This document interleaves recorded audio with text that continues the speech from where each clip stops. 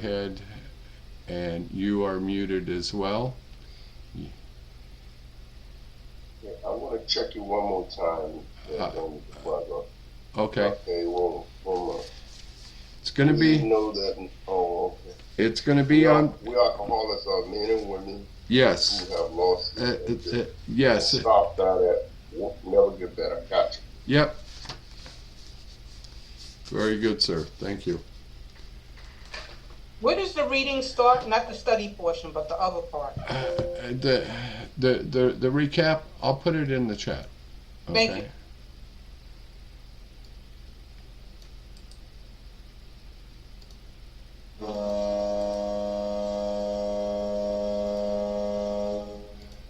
There. Okay. It's in the chat.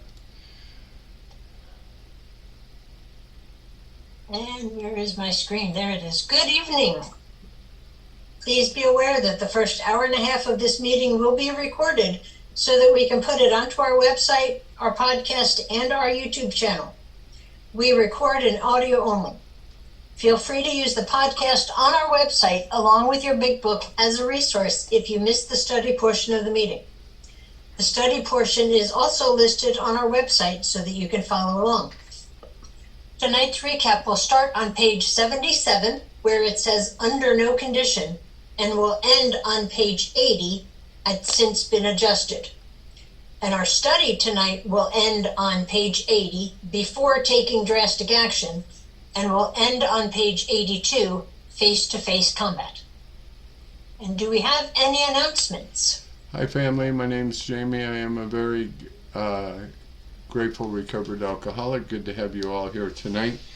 For those of you who are home group members, you should be getting a email from Trish that was a post-conference report from our delegate, and we have a group conscience coming up in October that will hit in between third quarter and fourth quarter assemblies, so good timing on that, and we will take that up, the business at hand at that time. If you're new to this group and you like what we have to offer here, and you'd like to become a home group member, we'd absolutely love to have you. And that just simply means that you have a vote and in the way that this group operates and moves and in our business. And of course, we suck you into participation as well. So there is that, which is a good thing. And that's all I have for right now. So, good evening, family. My name's Jamie again. I'm a very grateful recovered alcoholic, and welcome to the Lewisburg Primary Purpose Big Book Study Group. To prepare for our Big Book study, let's get focused by having a 3-minute moment of meditation followed by our family's fog light prayer. And I'm a recovered alcoholic. My name is Trish. Thanks for joining us tonight. We're going to start the meditation in a minute, so please take a moment to get situated. Please be aware of background noises when you are unmuted and sharing, as to not distract others or yourself. We suggest we all observe proper Zoom etiquette. If you wouldn't do it in a live meeting, please don't do it here. And a friendly reminder, absence of profanity offends no one. Please keep yourself muted during someone else's share, and we will call on you in the order that hands are raised. From the foreword to the first edition of Alcoholics Anonymous. We of Alcoholics Anonymous are many thousands of men and women who have recovered from a seemingly hopeless state of mind and body. To show other alcoholics precisely how we have recovered is the main purpose of this book and of this group. For the meditation, some suggestions are: focus on your breath and posture, breathe in God, and breathe out self. Take this time to reconnect with God. Let the craziness of the day drift away and ask God to help you focus on the study. And now let's call in our favorite meditation band known as the Monks, and enjoy your time with God, folks.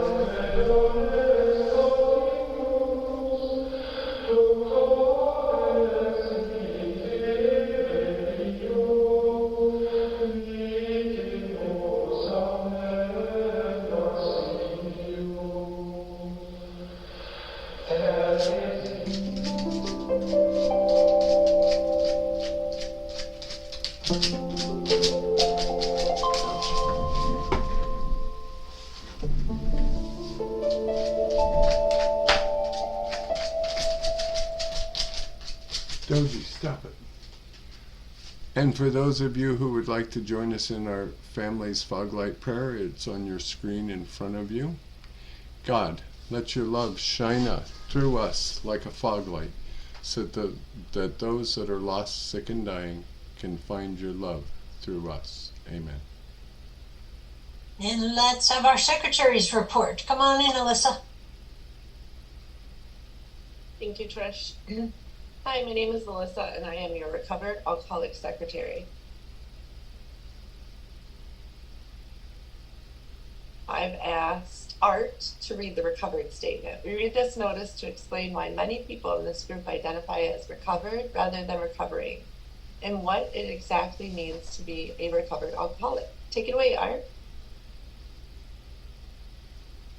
Good evening, everyone. My name is Art. I'm a grateful recovered alcoholic. Recovered. If we're not cured of alcoholism, recovered but not cured, that presents a conflict to some alcoholics. If we were cured, we would be able to drink responsibly. No, we're not cured. The allergic reaction to alcohol will remain with us for a lifetime. But we have been restored to sanity. That was the problem. The main problem of the alcoholic centers in his mind rather than in his body. Page 23. We are now sane where alcohol is concerned. Consequently, we have recovered. Thank you for joining us tonight. We meet every Tuesday starting at 5:30 p.m. Central Time with the Gerbil Fellowship Cage, where we chatter for an hour before the start of the meeting. Feel free to bring the side dishes to share with the buzzards. Our Big Book study starts promptly at 6:30 p.m. Central Time, and we ask that you be courteous and ready to begin at the sound of the foghorn. We take our Big Book study seriously. Because of this, chat will be disabled during the study. In the 1940s, when the only elements to sobriety were God, a Big Book, one recovered alcoholic working with an untreated alcoholic, the success rate was as follows. From the forward to the second edition of Alcoholics Anonymous, page XX. Of alcoholics who came to AA and really tried, 50% got sober at once and remained that way. 25% sobered up after some relapse. And the remainder, those that stayed on with AA, showed improvement. Can we have a show of hands for the people joining us for the first time tonight?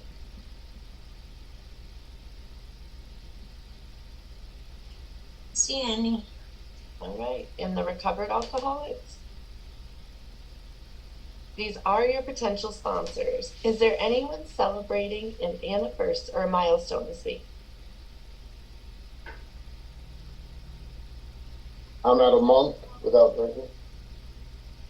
Yay, Brian, Hey, congratulations. Brian. Welcome, Brian.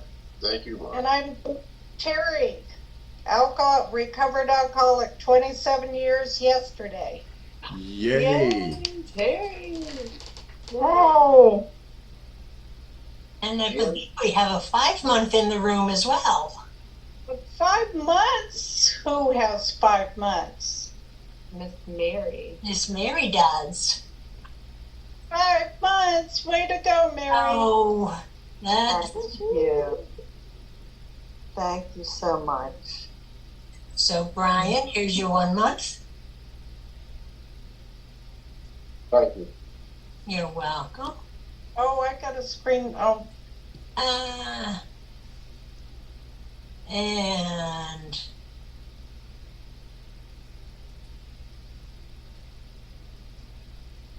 Mary, here's your 5 months. Thank yay! That's beautiful. Oh, wow. Work in progress. And Terry, 27 years. Wowzer. That is Oh, Lord, could you screenshot that for me? I don't have my phone handy. I can email it to you. Oh, it's beautiful. Thank you. And it's green pickleball. fun. Yes, it is. Thank you. You're welcome. Anybody else? Jim, are you celebrating a milestone this week? Jim has his hand up. Jim. Yes, I'm Jim, and I'm an alcoholic, and I have approximately 33 hours. Welcome, Wow, good job. Congratulations. Jim. Glad to have you. Congratulations. 4 hours. Welcome back. There you go, Jim. Yep, welcome back. Welcome home. Congratulations to our Thank you. celebrants. If you should require a big book of your own, we have large print editions available that can be sent to you by buzzard mail. Delivery time is questionable. Please remember to practice our 7th tradition by donating to the group address, Venmo, or PayPal posted in the chat and on the screen. Our suggestion is to purchase a big book and take an untreated alcoholic through the program of recovery. Please visit our website posted in the chat. Thank you and see you next week. Thank you so much, Alyssa. Thank you for your service tonight. Congratulations to all of the celebrants. It is a joy to have you with us. From Chapter 2, There is a Solution. The tremendous fact for every one of us is that we've discovered a common solution.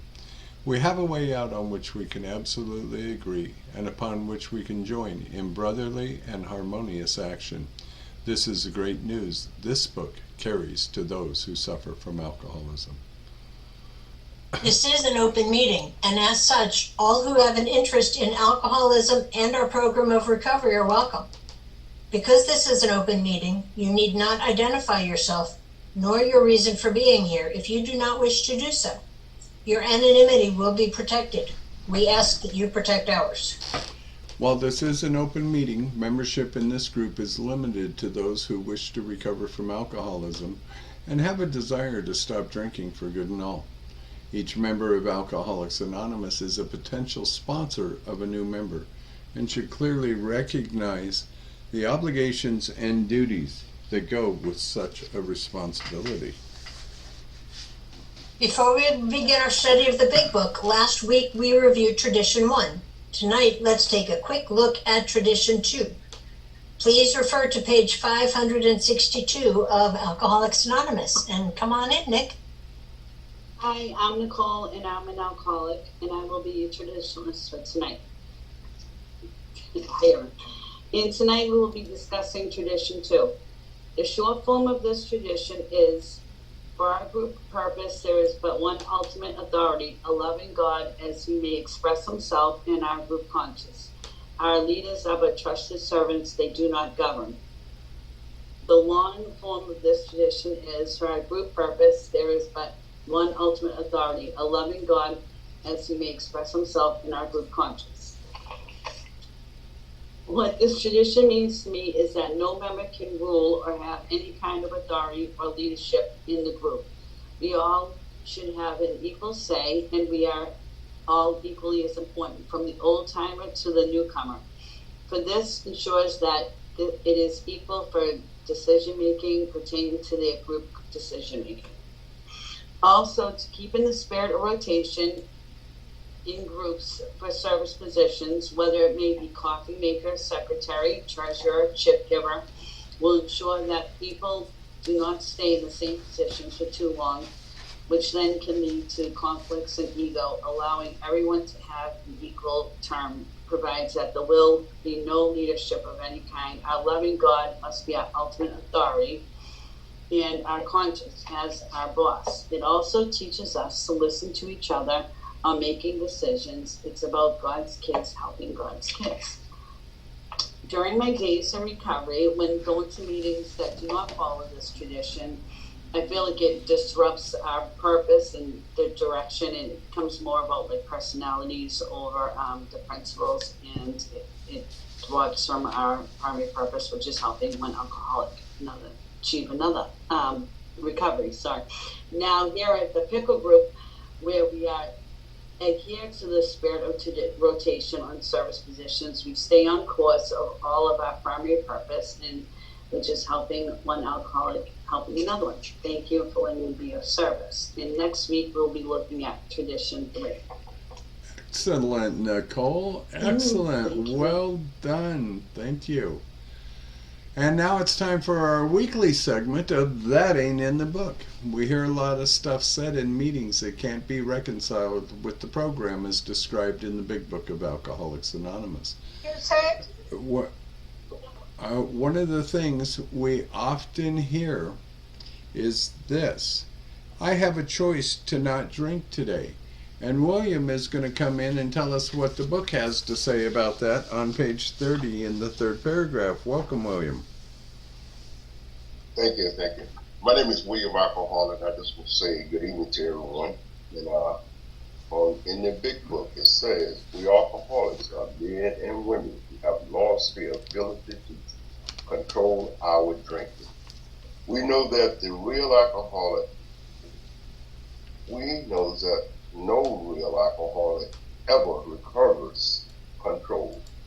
All of us felt at times that we was regaining control, but such intervals usually was inevitable, followed by still less control, which led us in time to pitiful and incomprehensible demoralization. We are convinced to a man that alcoholics of our type are in the grips of a progressive illness. Over any considerable period, we get worse, never better. Thank you. Thank you, William. As we study, please make use of the pens, highlighters, and rulers so that you can share this experience with another alcoholic.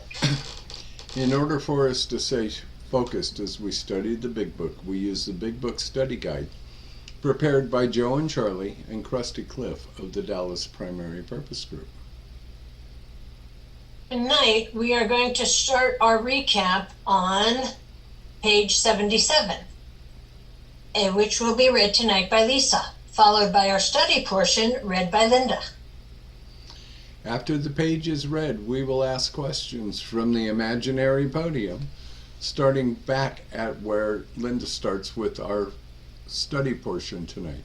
The answers will be one sentence unless otherwise specified, and multi-part questions are simply a one-sentence answer split up by commas, semicolons, hyphens, and other fun bits of punctuation. Basically, in English, what that means is we're going to read the material once through, and then dissect the information a second time through the question and answer format. Notice how the language in the questions gives us a new light in which to consider the study material. This is important because hearing the question and rereading the content offers a definite way of comprehending the material covered. After we've completed the study, we open up for comment, questions, observations based on what was just read. If you have spiritual experiences with this information, please, by all means, feel free to share. Please keep your share on topic and under 5 minutes. At the 5-minute mark, we'll do something like the pickle dance, hold a cute puppy up, or something to let you know that your time is finished. However, Big Book study is not therapy. Should you begin sharing on topics which are more appropriately discussed in a different setting, for example, with a sponsor, please do not be offended when we cut that conversation short and send the buzzards nipping at your heels. For that purpose, we have fellowship meetings before and after our study time. You can never go wrong by commenting on the pages studied, which brings us to the words of one of our co-founders of Alcoholics Anonymous. Sobriety, freedom from alcohol through the teaching and practice of the 12 steps, is the sole purpose of any Alcoholics Anonymous group. And before we get started in our study, let's take a real quick look at how we got to this point. Because we didn't just open up the book randomly to a page and say, let's study this tonight.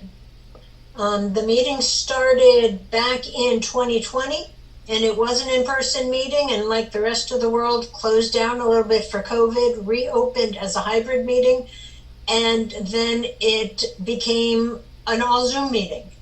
And we start our study on the title page where we see our first promise, how thousands of men and women got sober, have recovered from alcoholism. Man, that left my head. And we read each line, each page, sentence by sentence, through our question and answer format so that we can gain that extra understanding that the questions gives us. We read all the way through the preface, the forewords, all the way through the first 164 pages, as well as Dr. Bob's Nightmare. And we also read the traditions, and we incorporate Appendix 2, the spiritual experience, into our study 3 times when it's referred to in the footnotes. But then we close out our time through the book in week 94 with a study just on the spiritual experience. And then when we do that after week 94, we go all the way back to the beginning and we start all over again. So we're in our 4th year as a group. We're in our 3rd season going through the book, and we're on week 50. So we're just a little bit more than halfway through. So welcome everybody, and I hope to see you keep coming back and learning along with the rest of us. Thank you, Trish. Before we start our recap tonight, we'll need 5 or 6 virtual hands raised for those of you who would like to be answer readers out of the Big Book, and your answers will come directly from the Big Book as we go through this study.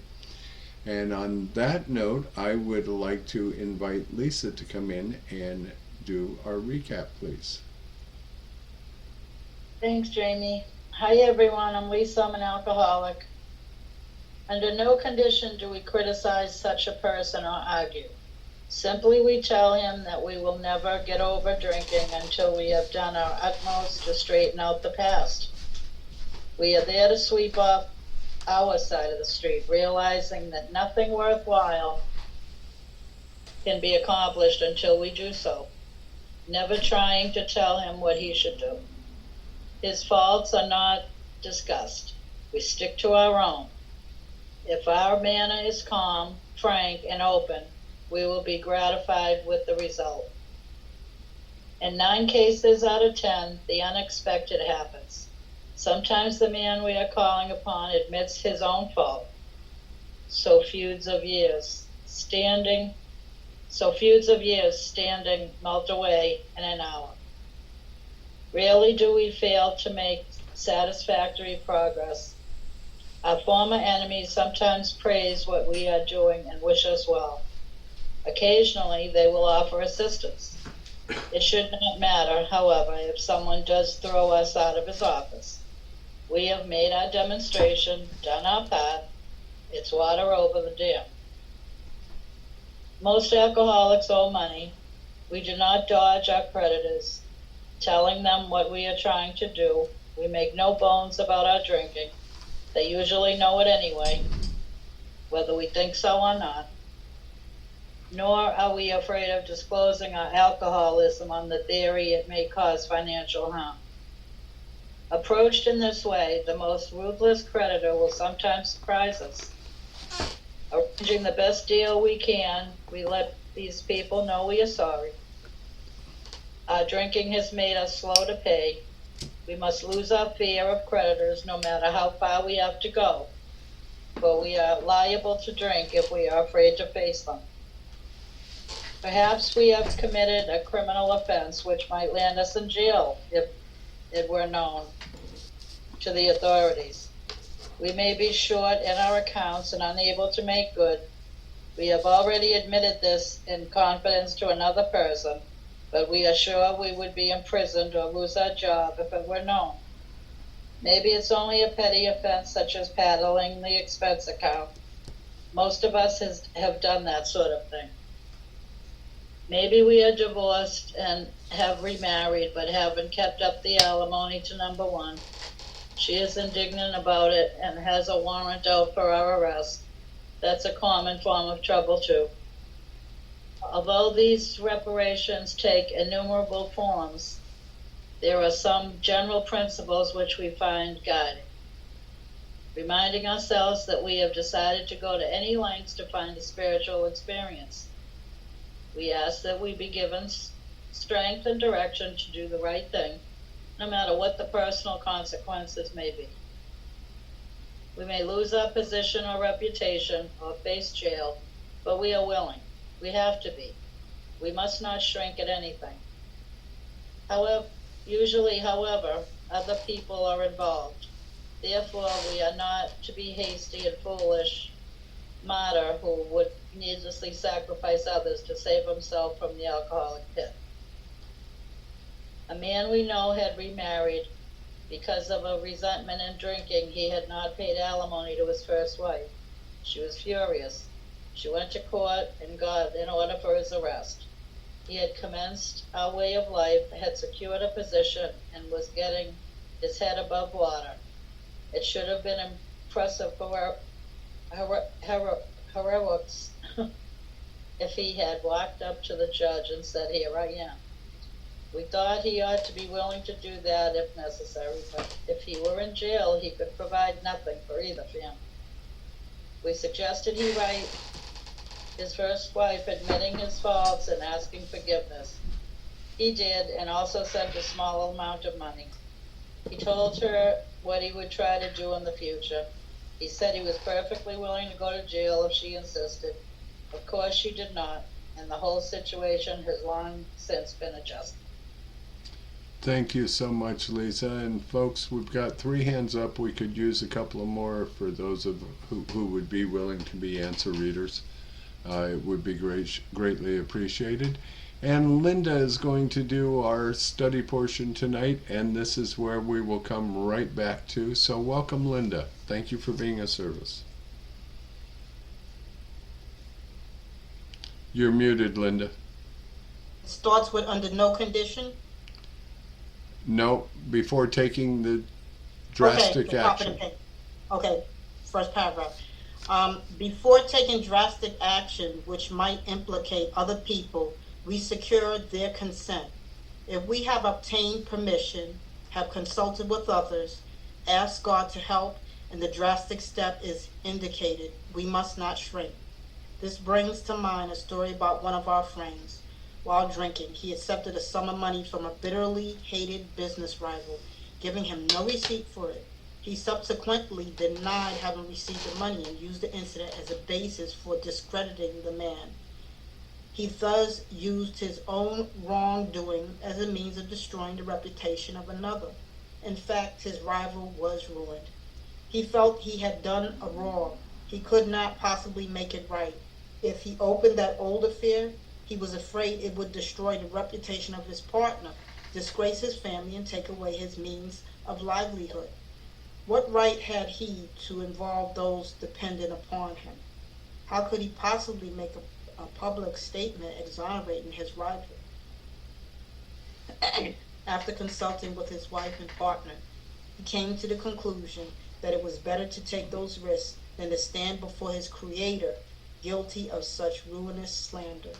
He saw that he had to place the outcome in God's hands, or he would soon start drinking again, and all would be lost anyhow. He attended church for the first time in many years, and after the sermon, he quietly got up and made an explanation. His action met widespread approval, and today he is one of the most trusted citizens of his town. This all happened years ago. The chances are that we have domestic troubles. Perhaps we are mixed up with women in fashion we wouldn't care to have advertised. We doubt if in this respect alcoholics are fundamentally much worse than other people, but drinking does complicate sex relations in the home. After a few years with an alcoholic, A wife gets worn out, resentful, and uncommunicative. How could she be anything else? The husband begins to feel lonely, sorry for himself. He commences to look around in the nightclubs or their equivalent for something besides liquor. Perhaps he is having a secret and exciting affair with a girl who understands. In fairness, we must say that she may understand, but what are we going to do about a thing like that? A man so involved often feels very remorseful at times, especially if he is married to a loyal and courageous girl who has literally gone through hell for him. Whatever the situation, we usually have to do something about it. If we are sure our wife does not know, should we tell her? Not always, we think. If she knows in a general way that we have been wild, should we tell her in detail? Undoubtedly, we should admit our fault. She may insist on knowing all the particulars. She will want to know who the woman is and where she is. We feel we ought to say to her that we have no right to involve another person. We are sorry for what we have done, and God willing it shall not be repeated. More than that, we cannot do. We have no right to go further. Though there may be justifiable exceptions, and though we wish to lay down no rule of any sort, we have often found that this the best course to take. Our design for living is not a one-way street. It is as good for the wife as for the husband, and if we can forget, so can she. It is better, however, that one does not needlessly name a person upon whom she can vent jealousy. Perhaps there are some cases where the utmost frankness is demanded. No outsider can appraise such an intimate situation. It may be that both will decide that the way of good sense and loving kindness is to let bygones be bygones. Each might pray about it, having the other one's happiness uppermost in mind. Keep it always in sight that we are dealing with the most terrible human emotion, jealousy. Good generalship may decide that the problem here be attacked on the flank rather than risk a face-to-face combat. If we have no such complication... That's it, Linda. All right. Thank you so much for your service tonight. And we are going right back to where Linda started with before taking this drastic action. The batting order tonight will be Kenny, William, Terry, and Stephanie. So thank you all for being of service. Kenny, first question is coming to you. If other people might be affected, what do we do? Before taking this drastic action, we might implicate other people. We secure their consent. Thank you. And I forgot to mention that Trish will be coming in with a couple of comments as well as we go through the process. William, three-part question. A, if they give permission, what is the first thing we do? B, after talking with our sponsor, what is the next step? And C, if it needs to be done, what do we not do? If we have obtained permission, have consulted with others, ask God to help, and the drastic step is indicate, we must not shrink. Thank you. Since the consequences of this type of amend might be severe, we are given the second ninth step prayer, and it is buried in the preceding sentence. Ask who? Thank you. And Pickle Chips, your question is, what was wrong with, what was the wrong that had to be righted? Read the entire paragraph, please. This brings to mind a story about friends. While drinking, he accepted a sum of money from a bitterly hated business rival, giving him no receipt for it. He subsequently denied having received the money and used the incident as a basis for discrediting the man. He thus used his own wrongdoing as a means of destroying the reputation of another. In fact, his rival was ruined. Thank you. And Stephanie, welcome, my friend. Good to see you tonight. Did he believe there was any way he could make amends? He felt that he'd done a wrong he could not possibly make right. Thank you. Kenny, coming back to you, sir. If he made it known, for whom did he fear? 2 sentences, please. If he opened that oath of fear, he was afraid it would destroy the reputation of his partner, disgrace his family, and take away his means of livelihood. Keep going. What right had he to involve those dependent upon him? Thank you so very much. William, what was the question facing him? How could he possibly make a public statement exonerating his rival? Thank you. Pickle Chips, 2-part question. A, who did he talk to about this problem? And B, after talking to them, what conclusion did he arrive at? After consulting with his wife and partner, he came to the conclusion that it was better to take those risks than to stand before his Creator guilty of such ruinous slander. Thank you. And Stephanie, 2-part question. A, what did he see he had to do? And B, what did he know would happen if he didn't make the amend? He saw that he had to place the outcome in God's hands, or he would soon start drinking again, and all would be lost anyhow. Thank you. Kenny, coming back to you, sir. How did he make this amends? Two sentences, please. He attended church for the first time in many years. After the sermon, he quietly got up and made an explanation.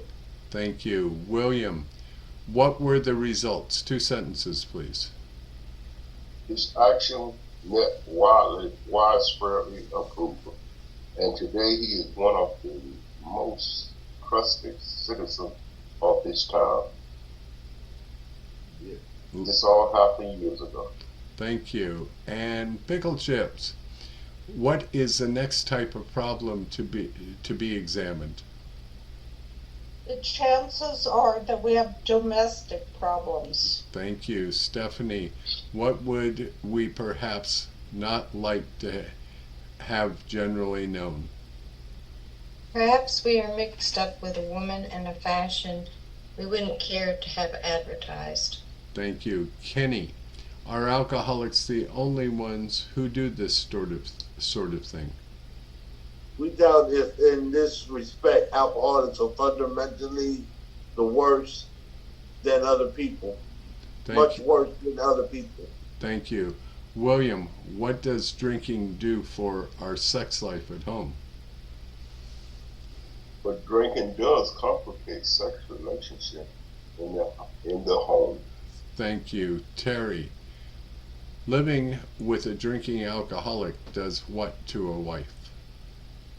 After a few years with an alcoholic, a wife gets worn out, resentful, and uncommunicative. Stephanie, can she help it? How could she be anything else? Kenny, as she withdraws, what goes on with him? The husband begins to feel sorry for himself. Lonely and sorry for himself. Lonely and sorry, yeah. That's an important word. William, he starts doing what? He commits to look around in the nightclub, that equivalency for something beside liquor. Thank you. Terry, what may he have going, hopefully unknown to interested parties? 2 sentences, please. Perhaps he is having a secret and exciting affair with a girl who understands. In fairness, we must say that she may understand, But what are we going to do about a thing like that? Stephanie, what does a man doing this sort of thing normally feel? A man so involved often feels very remorseful at times, especially if he is married to a loyal and courageous girl who has literally gone through hell for him. Kenny, coming back to you, sir. Whatever the situation, we normally do what? Whatever the situation, we usually have to do something about it. Thank you. William, if the wife doesn't know, what do we generally do? 2 sentences. Okay, I thought that was the end of it. I got to get back on to be having a secret. Nope, if we are sure. Say that again. It starts with if we are sure. Okay, I'm gonna let you bypass me on that one. Okay, Terry, would you take the question? If the wife doesn't know, Yes. what do we generally do? 2 sentences, please. If we are sure our wife does not know, should we tell her? Not always, we think. Thank you. Stephanie, if she does know in a general way, what should we do? 2 sentences, please. If she knows in a general way that we have been wild, should we tell her in detail? A little bit more. Undoubtedly, we should admit our fault. Thank you. Kenny, coming back to you. If she wants to know all the details, what do we do? 3 sentences, please. She may insist on knowing all the particulars. She will want to know who the woman is and where she is. We feel we ought to say to her that we have no right to involve another person. Thank you very much. William, how do we feel about what we have done? We are sorry for what we have done, and God willing, it shall not be repeated. Thank you very much. Terry, what else can we do? More than that, we cannot do. We have no right to go further.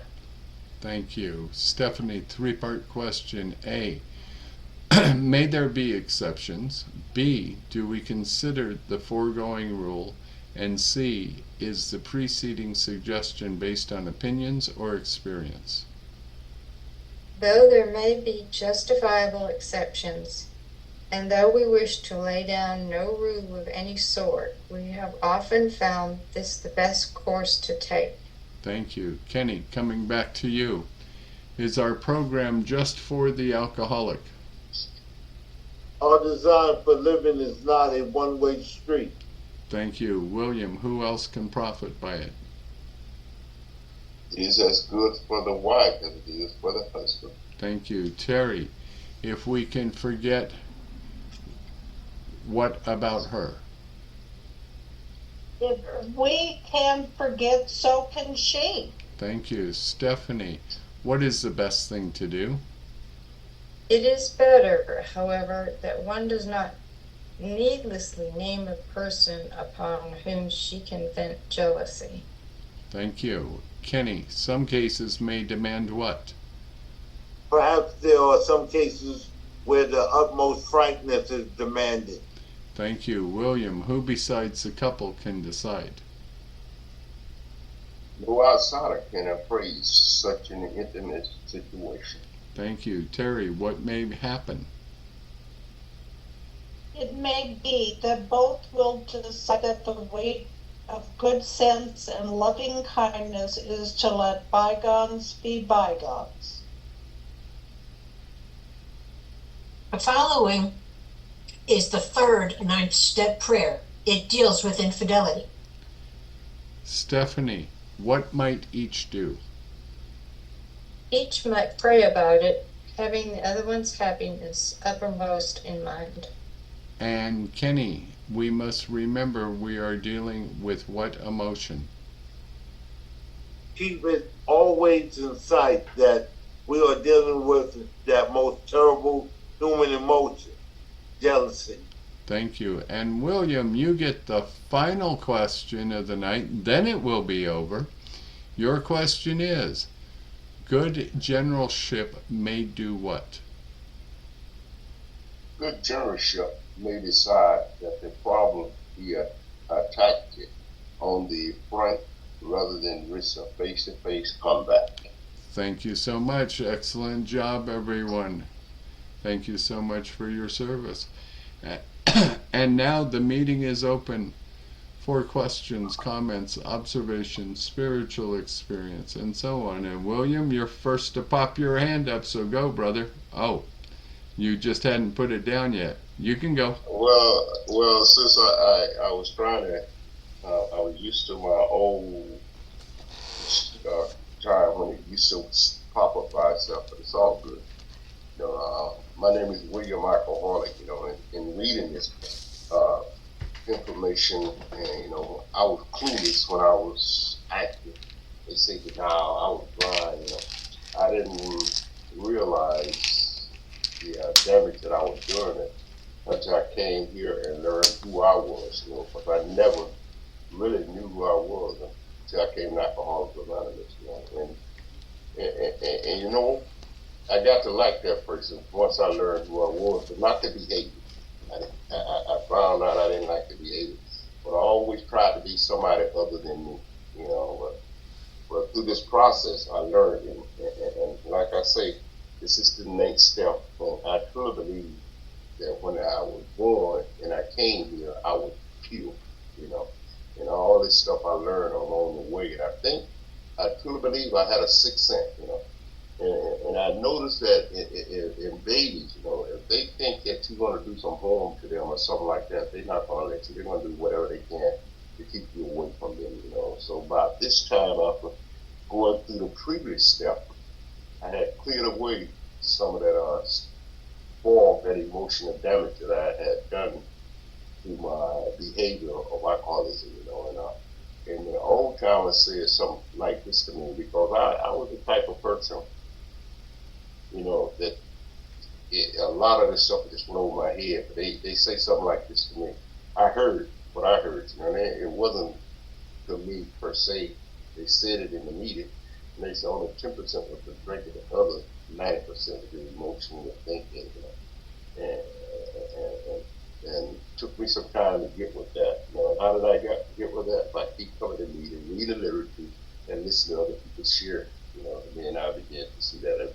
Because if you had pointed out these things to me, my character defect, even I like the part where the literature say even psychologists have a little what they call an opinion of us, and that was the truth. But once you point one thing at me, I could tell you 4 things that you within seconds. So there wasn't no communication there. So by coming here and reading this and beginning to see this stuff. And I have made amends, and thank God, the promises say that I realized before I did more damage. And a lot of time where more damage could have been done, as I went through this process, I see where God protected me. There was a higher power there with me all the time. Because I think when I was a kid growing up, they used to tell us, God take care of babies and food. So I was a baby and a fool for a long time. I came to Alcoholics Anonymous and I began to sort of give this information and began to put it into action. And definitely that sixth sense come into play. And when I started making those amends, it wasn't like that where it just presented itself at a time when I was ready for them, when God had me ready for them. And I have made all of my amends, except for one, and I know if I see that person, I know that I owe them. They left the state, they left the town, and never wanted to see me again. But I'm okay with that because I'm a different person. But I know if I see that person, I would owe them. Other than that, most of my amends was omission. That I was an accident because of my selfish acceptance. And a lot of the people that I made it with, I I guess they got sick with me, I mean, it's really see nothing that wrong with it, but I had seen it myself. I knew I had learned a better way of living and even taught a better way of living, so I try to live better today. By not allowing that stuff to build up on me like I did before I came to Alcoholics Anonymous. And that'll be in the next step, the 10th step. So thank you so much. Thank you so much, William. Glad to have you with us. Anthony, welcome, my friend. Come on in. Thank you, Mr. Pickles. My name is Anthony. I'm an alcoholic from New York, and my name is New York Deli Pickles. I thank the higher power for my recovery. Thank you for the opportunity to be here. Great meeting. I identified with your reading big time. That was me.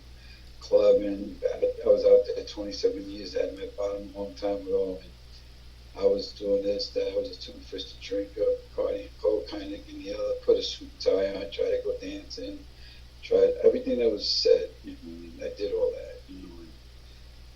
I hit my bottom, and I've been graced to hit my bottom, and I came into therapy, and they said to come in 12 steps. Reluctantly back then, I didn't want to come in, but I came in. That changed my life, I remember my first meeting or so, and went around the room. I said, I'm Anthony, I'm an alcoholic. I am an alcoholic. I found out who I was after 27 years of not knowing in my alcoholism and my disease that I had a problem. I knew there was help in those years, but I didn't know how to get the help. Those moments of there's something wrong, Why am I drinking every day? Why I want to kill myself? Why am I depressed? And all those years, I remember that, I'm talking about it, those little lights, those little signals, that something's wrong, the way you live. Because I was chasing that first drink, right, when I was 13, then at the end, May 19, 1994, I would drink heavily, and I couldn't get that high, and I became frustrated. And I got depressed, and I became suicidal. Like I said, to go get the help. I'm so happy that I went to get the help, and I got the help. I came in 12 steps, Alcoholics Anonymous, and they loved me.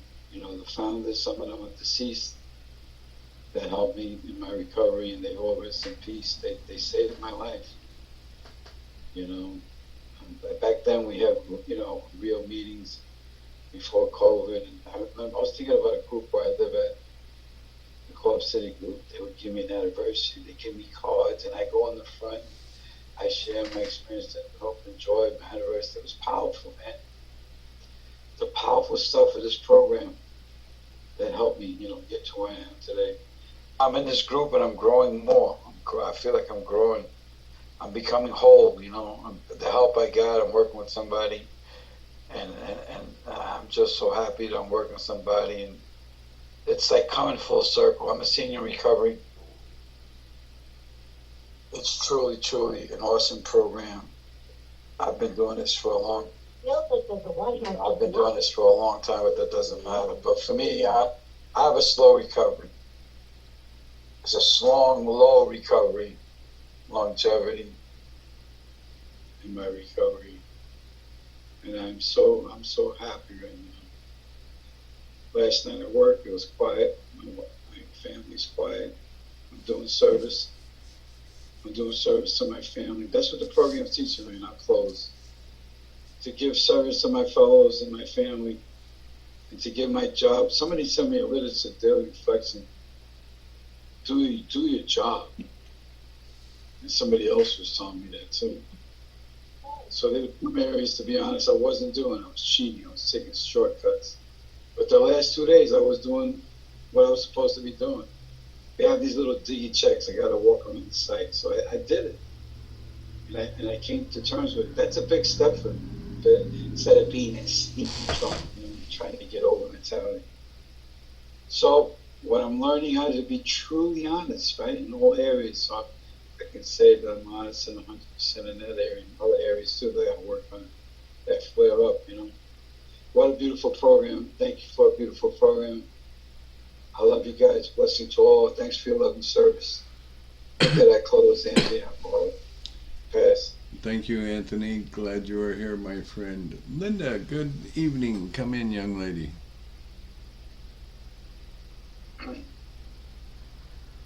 You're muted, Linda. Thank you. This is a tough part of the ninth step. It's a really tough part when you have to face these people. You know, it's one thing to make the financial amends. That's easy to do. But when you have to look at people face to face, when you have to really start to admit the things that you did, it gets really sticky. It gets really rough. You know, and one thing that I was told is that, you know, we always hurt the people that we love the most. Those are the people that we hurt the most, not the strangers, but the people that are in our lives that love us and take care of us and that we love and we take care of too. And, you know, as me being an alcoholic, I wasn't able to love the way I should have loved people. I did not have it. I didn't have the capability because of the alcohol. You know, and I'm not going to blame, you know, everything on alcohol because I drank because I wanted to. So I'm responsible. I didn't have to drink, but I did because that's what I wanted to do, to escape. But with that, it made me into a different person. And I don't want to point fingers at anyone, but, you know, my children have to make amends to them. You know, and there was things that was unthinkable that I did, you know, putting them in jeopardy and stuff. So I did have to make amends, and it gets really sticky. It gets really hard when we have to take a look at ourselves and what we did. I can't think that, you know, me saying sorry, me going around saying, well, listen, I'm sober and everything's nice and fine. Yeah, maybe in my life, but what about the people that I've affected? What about their life? Is it nice and fine for them? Or are they still smarting, you know, still hurting for what I've done? I have to be able to understand that, and I have to look at that. I was in a meeting, and it was the Al-Anon House downtown. It was one of the first meetings in Manhattan that Bill W. made, and they called it the Clubhouse. It was Al-Anon House. It was downtown. It closed because they sold that building, but it was open for a lot of years. It had a lot of history. And they had the baseball bat that they used for the group conscious. They had that old, when they turned the coffee, they had that there. They had the desk and the chair. And, you know, they had a lot of stuff there. And I used to like going to that meeting because they had so many different people. It was right in the heart, in the hub of Times Square. So a lot of tourists used to come there. We used to always have a lot of tourists come to that meeting. And even the actors, on their break, you know, on their lunch hour or before or after a play, they would come there and sit down, you know, and no one would break their anonymity or go up to them and shake their hand. We would just sit there and listen. It was small, it was intimate, and it was quiet. And one time, one guy comes into the meeting, and he's with his new wife, and he's sharing about the ninth step. And I remember he shared that his kids did not want to have anything to do with him, and because of his alcoholism, he basically drove his wife to her death, you know, and his kids did not want to have anything to do. And the way he was talking about is like, yeah, what I did, it did kill her. You know, it was like a very coldness to me, my perception, I don't know. But he seemed really cold. And then he got kind of upset at the fact that his kids didn't want to forgive him, you know. And you could see the guilt, because after the meeting he kept going around to other people asking, well, I've made amends and blah blah this, and you know, in other words, it was coming back to him that the things he did and that his children were not going to forgive him. That was it. They didn't even want to have anything to do with him. They did not want to meet his new family, his new wife. And I'm sure that, you know, oh, you got a new wife, like you replaced our mother. That was a slap in the face to them, and he didn't understand. He didn't understand why they were so hurt. You took their mother. You probably drove them through a whole lot too, you know, the kids, and they were older. So he was, I don't know. To me, that was just an example of, you know, it says it right here. It says, it may be that both will decide that the way of good sense and loving kindness is to let bygones be bygones. But in that situation, that was a really severe situation, you know, so it couldn't be bygones, let bygones be bygones, because two of his children, you know, their mother was gone because of him. And they had the effects and the trauma from being, you know, children of an alcoholic. And he was a rageaholic, as he has shared, you know, and sometimes you can get forgiveness, and sometimes you don't get it. And it says that when you're doing that 8th and 9th step, it lets you know, brace yourself, because there may be some instances that you can never go back and say, you know, I acknowledge it, please forgive me. If you say sorry, whatever way you make your amends, that these people are going to accept you and accept it. You know, I like what they say about the 9th step prayer deals with the infidelity, but, you know, sometimes it's, and they say here in jealousy, you know, most terrible emotion, jealousy, but from my point of view, you know, it's more than jealousy. It is more than jealousy when someone cheats on another person. If it's a man doing it to a woman, if it's a woman doing it to a man, whatever individual does it, it is more than jealousy. It is way more than jealousy. You know, you're minimizing the situation. You're more or less insulting the other person. You know, because for me, when it occurred to me, you know, you betrayed me, you broke my trust, you robbed me of my peace, you know, you put my health at jeopardy, you put my health and my future at jeopardy, you know, it was a coldness, you know, and if you're married, then it's a vow that you made before God that you broke. Think about that, you know. So it's a lot more, you know. It's, you rob a person of their peace, you know, of their comfort, you know, and it's a lot that you do when you're in a relationship, a serious one, and you cheat, whether you're married or not, you know. And people seem to think it's really quick and it's really easy to just blame the other person and say, oh, you're jealous. It goes far beyond that, you know. And I remember this lady, she passed away, God rest her soul, and she said, some people are so dumb, they just don't understand. She said, it's not the fact that you cheated, it's the fact, really not, I can't explain how she said it, but she said, it's just not that. She says, the fact that you actually put my life and my health at jeopardy. How dare you do that to me? How dare you rob me of my peace, humiliate me, devalue me, not even value my love and the kindness and the time that I'm invested in this relationship. And she went on, and I was like, wow, this is deep. This is really deep, you know. And that's why this is a really serious and it's a sticky part of making amends. Because there's some people that will never, ever forgive you. I understand what I have to do. I understand that I have to forgive. That is one of God's commandments. I have to. I am defeated if I don't forgive. As Jesus forgave us, he had a whole lot of faith. In order to forgive, you have to have a lot of faith. And people don't understand that ingredient in faith. In forgiveness. You must have faith. You must.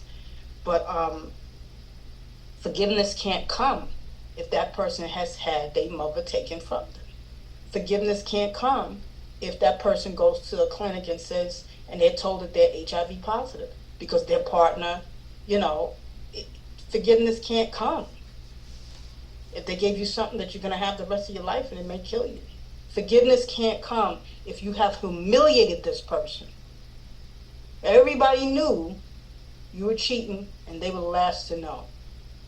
That's humiliation. Why would you even do that? You know, and it's not a game. You know, all that kind of behavior is not a game. You have some people still do it even though they're sober. You know, and that's another issue. I'm not going to get into it. That's a whole nother issue. But I remember when I had asked my therapist, when I was in a relationship, and I asked her about it. And she told me, she said, I don't want to call people, you know, they have a good side and a bad side. She said, but some people, she said, they do not know themselves. She said, they haven't come in contact with themselves. And she told me, she said, you do a 4th step. She said, you take a cold, hard look at yourself. She said, some people haven't done that. They haven't come to terms. You know, and I remember I told her about a story of someone that I had met. And the guy said, listen, I'll see you when I see you. I do not want to get into a relationship. We'll just be friends. And if it goes further, it'll go further. But I'm not going to let it go too further because I don't want to get into a relationship. This is who I am. and he let me know who he was. Even though I didn't get involved with him, I told him thank you. And I said, thank you for giving me that much consideration, and I can respect you for your honesty. And this is what we're taught in AA, to be honest. Honest is the key. It saves a whole lot of trouble when you're honest. And I can respect that man to this very day for his honesty. And I had told my therapist about that, and she said, well, that man he knew himself. He was being honest with himself. He was coming out of that facade. And she told me, she said, you can't expect loyalty from a person that's distrustful. She said, you have to look at things for what they are. She said, you have to not make someone in your mind to be something that they're not. You can't go into a fantasy world. You got to see a person for what they are. She said, don't go by their words. Always go by a person's action. And she let me know, she said, a person will show you who they are. Sooner or later, a person will show you who they are. And she also let me know, she said, then it's up to you whether you're going to do that dance with them, if you're going to tolerate it or not. And that was something that more work for me to do in the fourth step. That was more work for me to do in the fourth step. But with that word, the human emotion, jealousy, as I said, it goes far beyond jealousy. It goes way far beyond jealousy. It's a lot more you do to a person. It's not that wife is jealous and she's a child and she's fuming. No, you humiliated that person. You betrayed them. You robbed them of their peace. You put their health at jeopardy. There's a lot of things you did to them. And if you're married, you broke that vow before God. So it's a serious thing. This is a serious thing. And this is why I love, the Big Book. And I love the Joe and Charlie tape, because I was listening to the Joe and Charlie tape, and they were on that 9th step, and they were talking about, the domestic part. And there was one part where the guy was like, yeah, my wife had the nerve to leave me after all I did to her. And everybody fell out. And I was like, wow, that's true.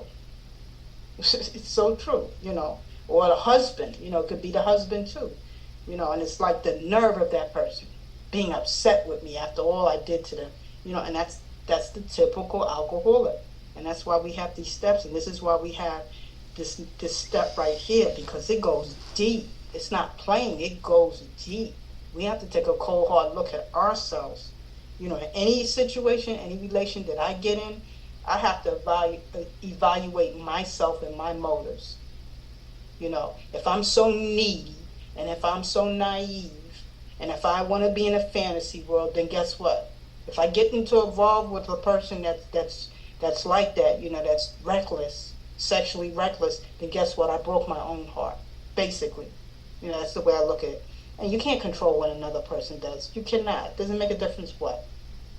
People are who they are. Either they have steps and principles and morals in their life, or they don't, and scruples, or they don't. Some people still are reckless. They still rampant, all over the place. And I've learned not to even judge people like that. It may not be something I approve of, and I know it's dangerous behavior. You put yourself and other people at risk. So I like this step, because even if after this, there's more. It's more to it. I was reading it on the other. I was being sneaky and reading page 83, but it goes even further. It goes so much deep into it. Thank you for letting me share. Thank you, Linda. Glad to have you with us. Art, come on in, sir.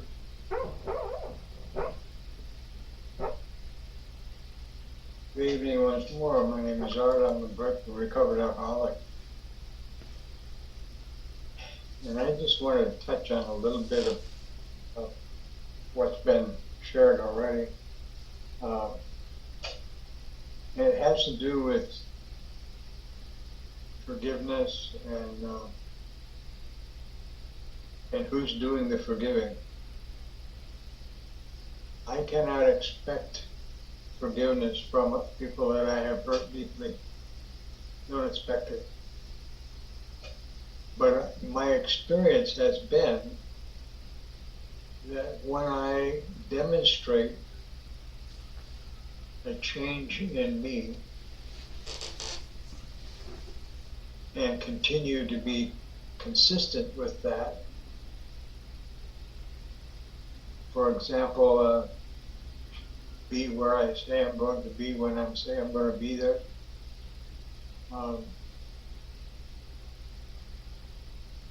And over a period of many years, I feel that I have gained the not only forgiveness but respect of my firstborn and my kids. And when I was drinking, when I first came to Alcoholics Anonymous, none of them wanted to have anything to do with me. And I couldn't blame them. I had treated them terribly. Not because that's what I wanted to do, but because I was in the throes of a disease that kept me from doing the things that I was supposed to do as a father and as a husband. I couldn't do it. And so as I began to grow in sobriety, those folks began to notice. And I think for my oldest daughter, it wasn't as difficult as it was for the other two, or my wife, my first wife. But it took time, it took effort, it took patience. But finally it was accomplished. And, you know, I couldn't do that. I could not do that. But through the process of taking steps and learning how to trust God and let Him work on those issues that I can't do anything about, it came about. And it wasn't in my time, it wasn't in their time, it was in God's time.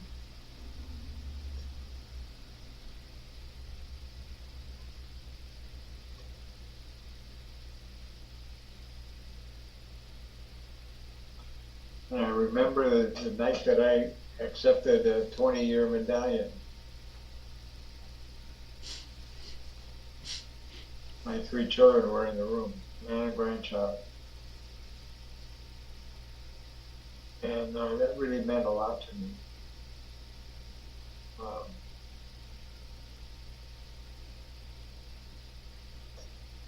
But it's not for me. See, that's the thing that's so important to emphasize. That I do these things not for me, but to try to heal the brokenness that I caused.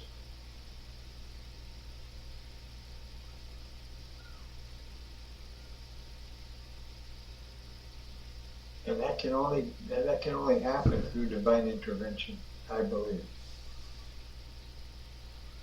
And you know, this passage that we read tonight talks about a lot of different scenarios, and I have used that as examples when working with others. But I think that the important thing to get from this passage, or this couple of pages here, is that I'm doing all of these things in order to attempt to right the wrongs that I've done. And if it doesn't happen, okay, I did my part.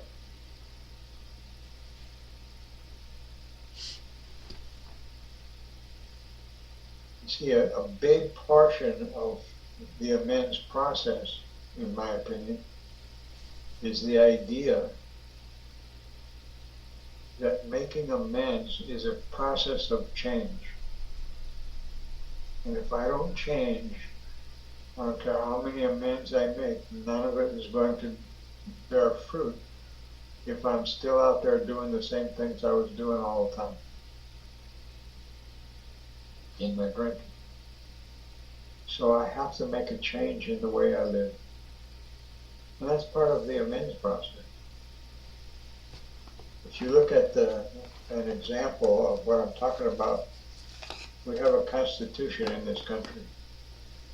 And we have a group of amendments to that constitution. So when you amend something, you're adding to or changing something that's already been there. And so when I'm making amends in the sense that we're talking about in this chapter, I'm doing what is suggested on page 164, where it says, clear away the wreckage of the past, give freely of what you find, and join us.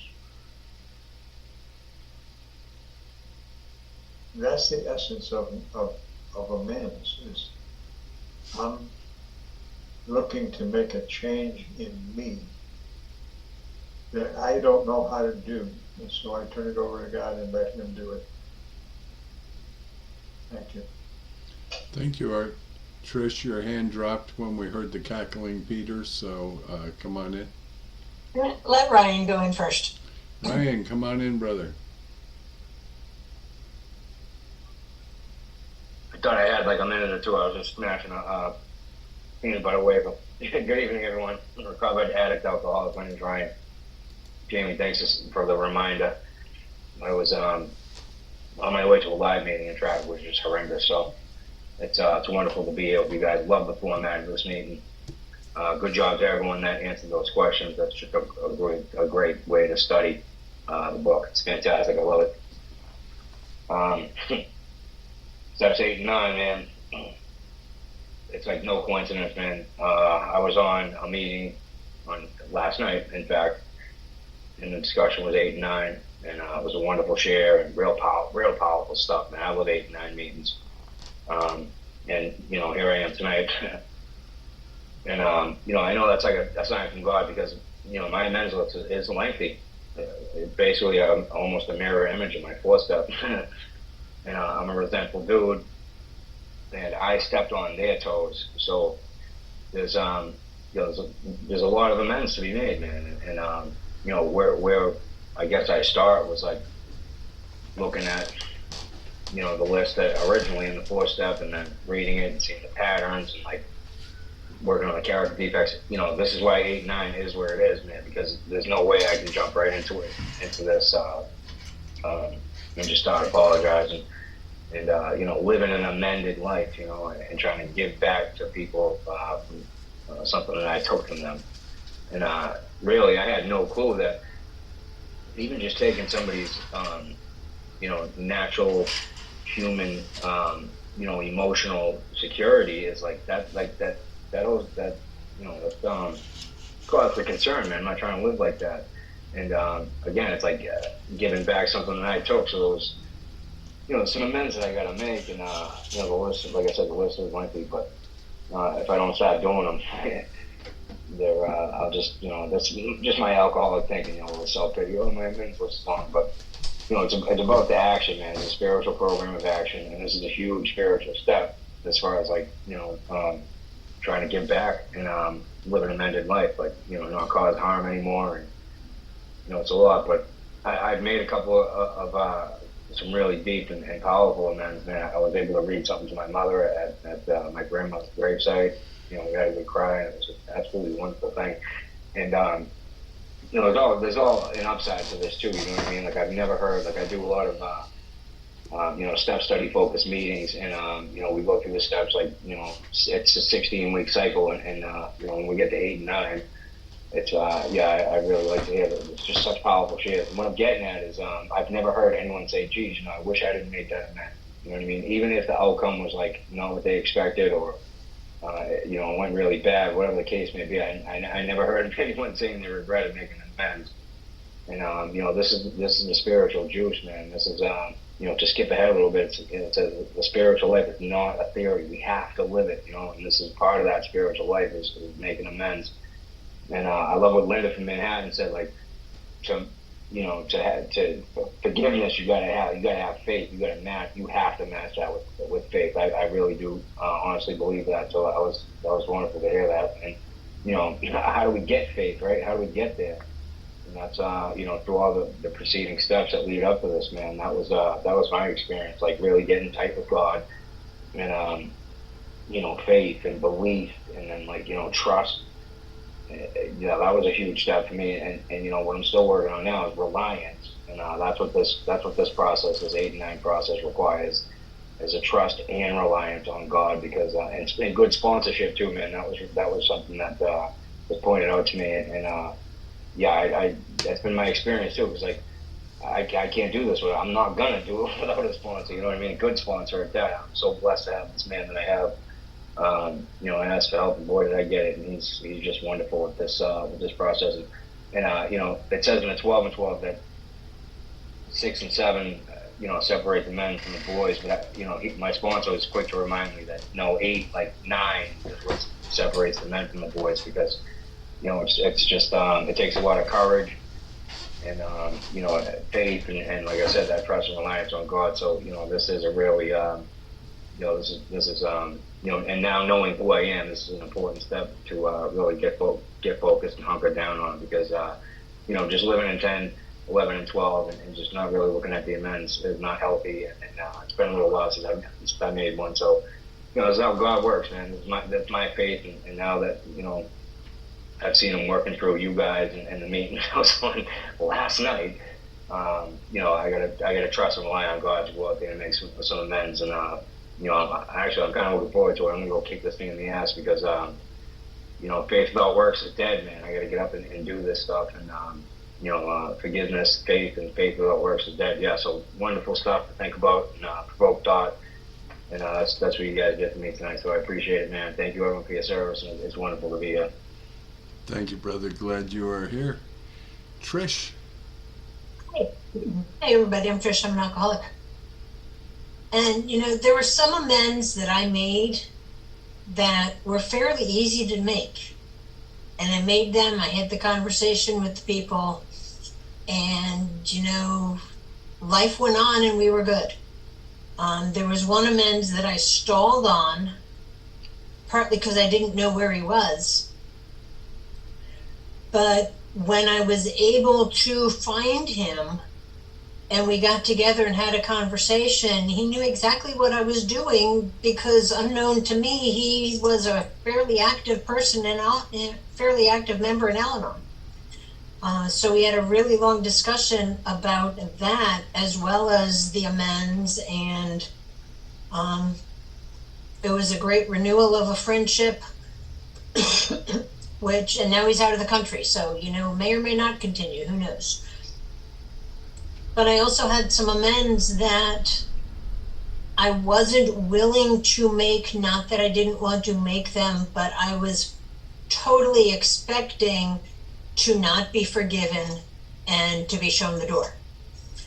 But when the time came that I made those amends, sitting down and totally laying my heart out and admitting where I was wrong and what I should have done, I was accepted with nothing but love. And that's what I should have expected from that amends. But I had built it up so much in my head that I was convinced that it was never going to be accepted. There were parts of that relationship that I didn't share. I couldn't share because it involved somebody else. And that somebody else was a former relationship I was in, who had stepped out on me several times, was abusive, whole 9 yards. And what I need to do there is forgive, and I have forgiven. I have seen him on the street. He has tried conversation. I have walked away from him. He is not interested in making an amends from what I see. I don't expect that I'm ever going to get an amends. And if I do, great. I will sit and listen to him in a public place. But just because I don't get the amends from him, I still have to forgive for what happened, for my health, for my sanity, so that I can move on. And I'm looking here at the comment that I had in the next line. The comment being, the following is the third 9th step prayer, and it deals with infidelity. And the question was, what might each do? And the line out of the book was, each might pray about it, having the other one's happiness uppermost in mind. And when I was starting or trying to move towards forgiveness in that relationship, the only thing I could do was to pray for both of us to be happy. And then I would add in, I pray that he is happy somewhere else. And without realizing it, was I following the directions in the book? Perhaps. But I just knew that I needed to move on with my life. The only way I can move on, with or without him making a formal amend, was to go through the process of forgiveness so that I could let go and move on, because otherwise the relationship was going to continue to hold me captive long after it was over because of not having that forgiveness. So that forgiveness on my part is just as important as me making an amends to those who need the amends. Thanks. Thank you, Trish. Hi, family. My name's Jamie, very grateful, recovered alcoholic. And once again, what a powerful meeting, and thank you all for your shares. I'm one of those who has experienced what it is like to go through untreated alcoholism with over a couple of decades sober. Somewhere between 18 and 25 years sober, I started doing things that were unbecoming of a member of Alcoholics Anonymous in sobriety by the things that I was doing in my life. And I had a lovely wife, and boy, smartphones became a danger in my life. Smartphones, while they can be a wonderful tool, have the power to ruin us because of temptations that come along in life. And I started basically having a cyber affair. That was not a comfortable thing, and I certainly was not happy with myself while it was going on. And my wife found out, and it became an extremely painful experience of my life, and even more painful for her, because the man that she loved, the man that she trusted, the man that she sought for comfort and provision in her life, was doing unacceptable things.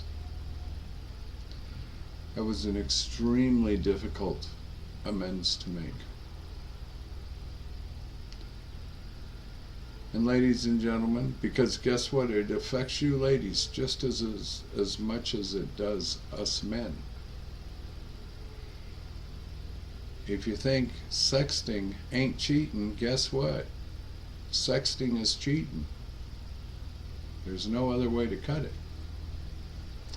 And while my wife said, I can forgive you, but I will never forget, and I don't know that I can ever trust you again. That was a difficult situation in my life. Part of that downfall was while I was just being a meeting maker rather than a step taker, and continuing to look at myself and my own dissatisfaction with life and marriage. I wasn't looking at what the root causes were. And I was putting myself in a victim mode of I'm not getting what I want. It took me right back to being the guy on page 61 and 62 of our big book.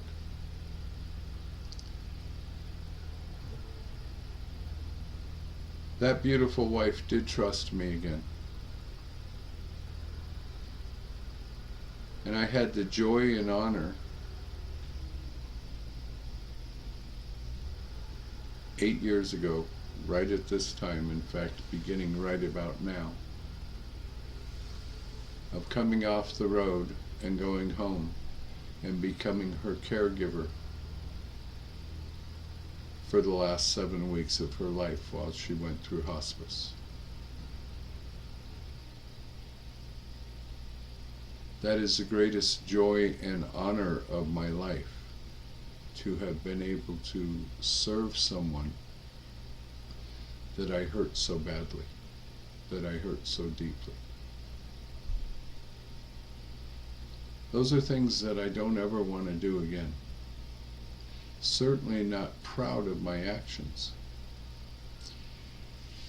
But they are also lessons that hold such a deep, profound value in my life today.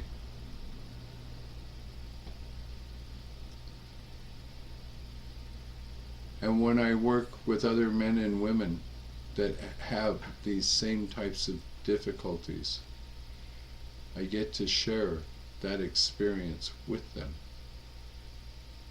so that they can hopefully find a pathway to making amends for the things that they do in their lives, and also to find that place of forgiveness in their hearts, not only for others who have hurt us, but for ourselves as well.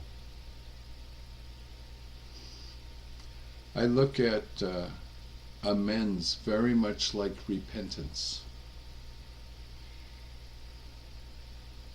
If I repent, I develop a willingness to not continue to engage in the same behaviors that I have to repent from. If I make amends, I develop a willingness to not live in the same behaviors that cause me to have to make the amends. Am I proud of that history? No, but I also know that I'm human. And I'm not to be in the place of judgment of any other human being. That pay grade is way above me, way above me. And I also, when I share with others and I come into counsel with them, I cannot tell them what they have to do. And it is not my place to be demeaning or belittling towards anyone, to make them feel any kind of shame for what they have done. It is only my position to help them find a pathway to looking at the truth about themselves, so that they can find a pathway to righting the wrongs that they have done in their life.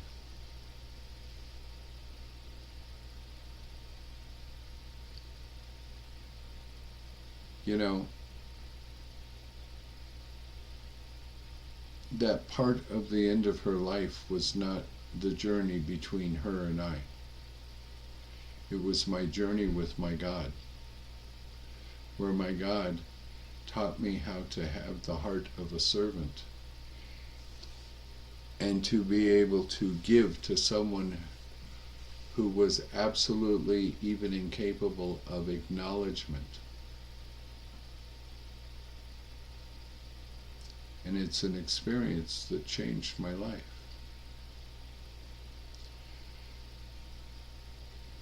How often, I mean, I drive a big truck for a living. I could die at any moment. I watch other drivers die out there every day.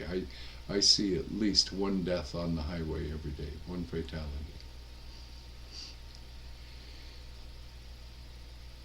Anybody ever hang up the phone mad at their spouse and drive angry, or their child, or anybody like that?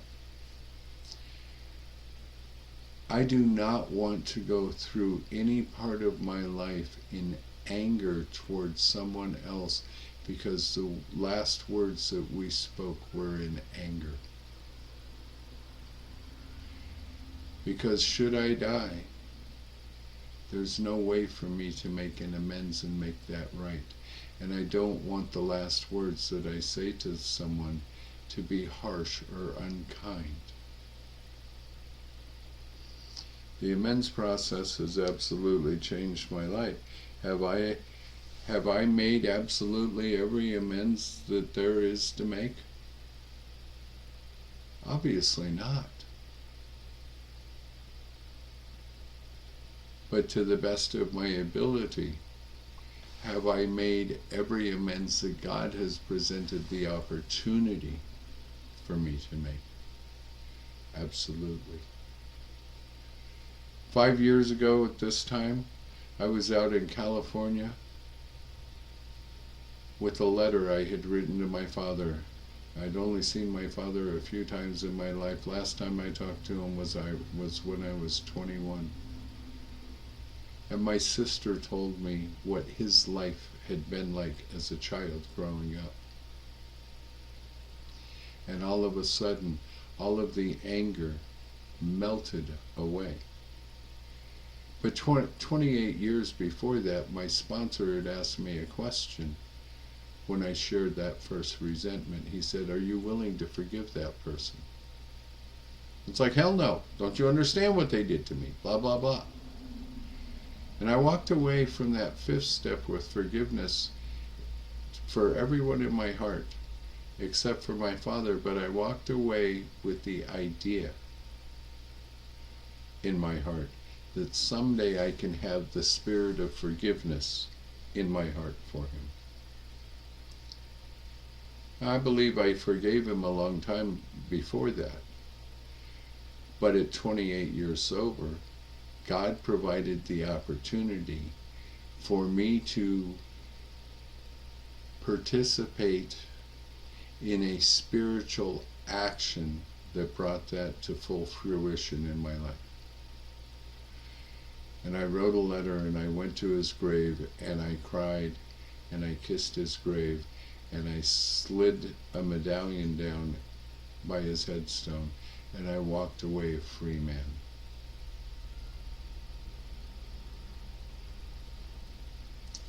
You know, we can take our experiences in life, even sober, even with decades of sobriety,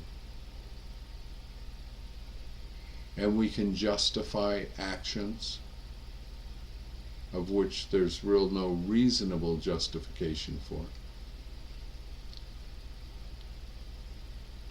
We can continue in bad behaviors of which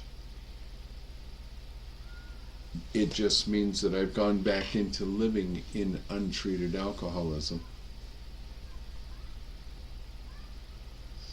Or we can follow the pathway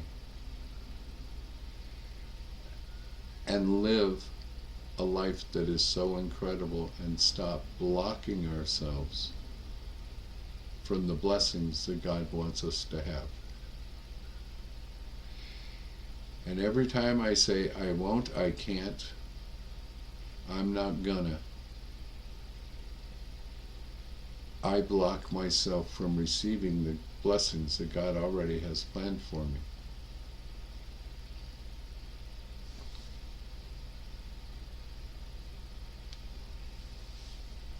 Today in my life, I try to do the best that I can to not be hurtful to any one of God's other children. It doesn't mean that they don't get hurt by the things that I say. Doesn't mean that sometimes my feelings aren't hurt by the things that other people say. But I have a set of tools that are so spiritual in nature that take me through a process that I do not have to get angry and upset. That leads me to freedom. I'm grateful you're all here. Xavier, come on in, brother. Good evening, Xavier, recovered alcoholic. What a great meeting. I've been listening in the background. Super fun. An amazing comment tonight, in my opinion. So let's try to be quick. I know it's late. First, I think of like when I'm, like a week sober and I'm making amends to the ex-girlfriend. And I think I'm doing like AA. And I'm hoping she forgives me. And I remember like people screaming like, you got to do all the steps in order. And, making that really rookie mistake that I've seen quite a bit as well. There's always a hook involved. It's kind of like when I would help people move and then I expect them to help me move 2 weeks, like a month later. Like, hey, I just helped you move. And the thing is like, there was always a hook. I never truly was selfless, even though I thought I was. That's just some form of manipulation and control. And then my experience is, once I've done all these other steps and I've done, thorough 4-step, 5th step, I've looked at character defects, done the prayer. And by the time I've gone through a thorough 8th step and then gone through my sponsor down the 8th step list, and gone through what I'm going to do for which amends, which ones I'm not going to do, what I've found is a lot of the forgiveness, like I wasn't so keen to get anymore. Like I had moved on, it's hard to explain. And I guess it's situation by situation. I guess the point is I was a different person. By the time I actually did my amends, I was hyper aware of what my mistakes were from a good 4th and 5th. I knew how to follow how the book recommends, where I really focused on my mistakes and keep out of what they allegedly did wrong or their side of the street. And I think just methodically going down the list and doing that was a really great experience. I was told that not very many people in the program actually go through their list and finish it. It's somewhat of a rare thing. And I have a sponsee right now that he's done his 8th step. We started going through his list and we're going to finish going through it so that he'll know what to do with his 9th step. And then quickly, the other practical thing is, it's the whole, when I forgive others, I find I'm eventually forgiving myself. When I attack others, I'm attacking myself. When I make an amends to others, and at least amending my side of the street, in a way, I'm sure I'm healing myself. And when I ignore those things and choose not to do it, there's that inner part of me that I'm sure is hurt and unhealed as well. So everything I put out, I gain. And if I choose not to do it, or I choose to hold on to pain, or I choose, not to forgive, or I choose not to make amends, I'm definitely hurting myself. And therefore, it's self-interest for me to be selfless. So it's all interesting stuff, but I only learned this stuff, day by day through taking experiences and taking actions. And if I don't do these actions, then I quickly forget. And then I become, mini me comes back out of its cage, and the rageful and treated alcoholic comes back very quickly. And then my wife tells me to call Jamie. So that's all I got. I'll pass. Thank you. Thank you, brother. Love ya. And I think we have Love an appointment. I think we've got an appointment tomorrow at like 1 or 2 o'clock or whatever day. 1 o'clock, absolutely, okay. Absolutely. I might have court at 2 or 2:30, but I will call you at 1, no matter what. All right. It's happening. It's on the calendar. Excellent. Thank you, brother. Trish, would you like to do our reading, please? I would. From page 164. Our book is meant to be suggestive only. We realize we know only a little. God will constantly disclose more to you and to us. Ask him in your morning meditation what you can do each day for the man who is still sick. The answers will come if your own house is in order. But obviously you cannot transmit something you haven't got. See to it that your relationship with him is right, and great events will come to pass for you and countless others. This is the great fact for us. Abandon yourself to God as you understand God. Admit your faults to him and to your fellows. Clear away the wreckage of your past. Give freely of what you find and join us. We shall be with you in the fellowship of the Spirit, and you will surely meet some of us as you trudge the road of happy destiny. May God bless you and keep you until then. Thank you, Trish. I just want to say one thing before we close out with the prayer, folks. I am so grateful for the way that we studied the Big Book. I'm so grateful that the shares are so deep and rich in experience, and that we allow ourselves to become vulnerable with one another. So many of us have never met in person, but I'm so grateful that we allow ourselves to share our vulnerabilities, our humanness and our weaknesses. I don't know about you guys, but I have grown more as a result of this group and this study than I grew in my first 28 years of sobriety. And if you're new to us, and you honestly look at what it is that we do and how we do that, I hope that someday you will be able to say that as well. I hope that this group and this meeting and what we do will always lead you into a deeper relationship with the God of your understanding. And speaking of Him, we got a real special way of closing out around here, since we can't circle up and hold hands like we do in the meetings. We'll do the virtual circle up here. Remember, folks, there's a whole lot of alcoholics who are going to die out there tonight of our disease.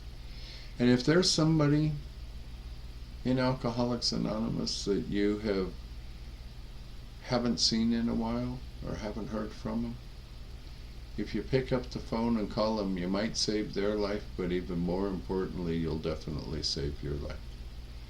So, who will take us from shame to grace if we let Him? Our Father, who art in heaven, hallowed be thy name. Thy kingdom come, thy will be done, on earth as it is in the heavens. Give us this day our daily bread, and forgive us our trespasses, as we forgive those who trespass against us. And lead us not into temptation, but deliver us from evil. For thine is the kingdom, the power, and the glory, forever and ever. Amen. Thanks for being with us tonight. Right, good night, everyone. Yeah, good night, everybody. Thanks. Night, Good meeting. Kenny. Night, Linda. Thank Thank you. you. Good Thank night. you. Good night. In my lifetime, right, I know of two people, two persons, who I asked the family member what was the cause of death, and they told me a broken heart. So being in recovery, I understand. Yeah. Two different people, I'd never heard of it before. I said, what was the cause of death? They say a broken heart. Good night, everybody. I just want to say. So Night, this brother. is serious stuff. Good night. to see you. All right. Good night, everyone. Good night. Good night. See you all next time. Thank Good you, night. Art. I'll see you tomorrow night. I haven't checked to see who's on the calendar yet. Who knows? It might be me. Okay. All right. Whoops. I need to stop the recording. Night, everyone. Night, Jim. Thanks for being here.